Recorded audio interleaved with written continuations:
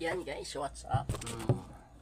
So, update lang tayo guys sa mga nagtatanong na bakit hindi ko tinuloy yung birthday celebration ko dahil wala na akong pera ngayon.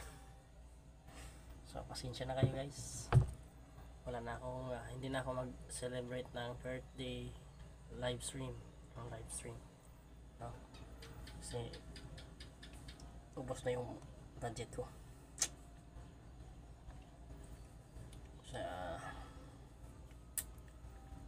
Kaya hindi ko na tinuloy.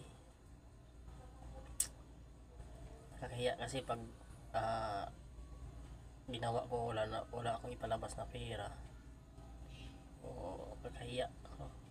So kailangan may palabas ko, kaso lang wala na akong pera wala na akong ipalabas kasi ilang araw ako gumala kahit saan. Napansin nyo guys yung sa mga upload ko, lahat to yun ay travel, nakamotovlog. So dahil ay araw-araw ay naggumala, so hindi lang ako nag-vlog na saan yung nag-vlog lang ako nung tumakbo yung motor. So yan lang, kasi parang nahiya ako pag daming tao, kasi hindi ako sanay. Sabi nila sanayin mo, kaya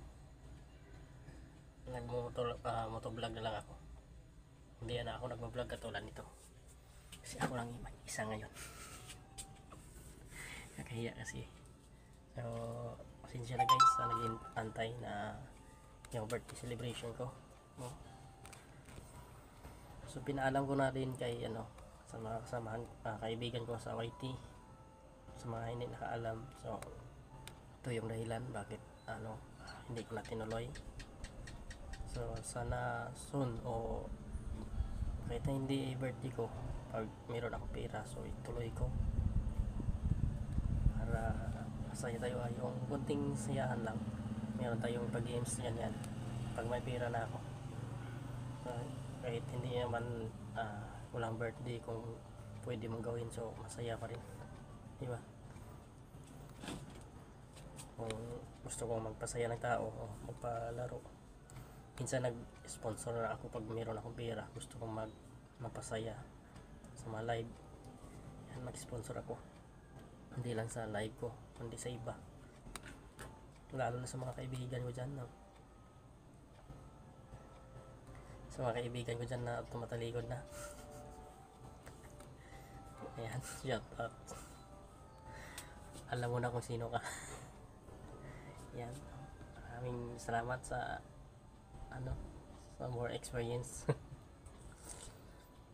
Yan, thank you guys. Yan lang yung dahilan kung bakit hindi ko tinuloy.